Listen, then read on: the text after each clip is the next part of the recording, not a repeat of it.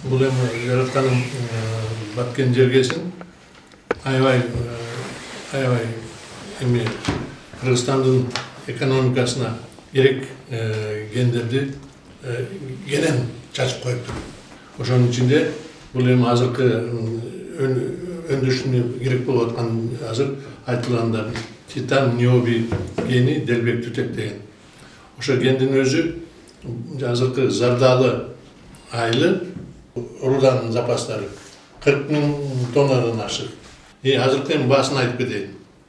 Азыркы концентраттын баасы эмеде Лондон биржасында ошондо концентраты, танталдын концентраты 35% эмесе $35 000 тоннасы.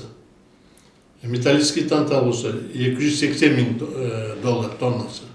Порошок тантал болсо 99,9% эмесе 800 000. Анан кийин ниоби экинчи эме жанагы ниоби болсо порошогу оксиди 90 000, эме порошок МБП деп коет, анысы 220 000, ниоби проволока деп коет, ал $8 000 тоннасы. Бул эми кандай салыштырсалы? Бизден ошол эки жанагы гендин суммага кошкон эмеси 88,8 000 тонна.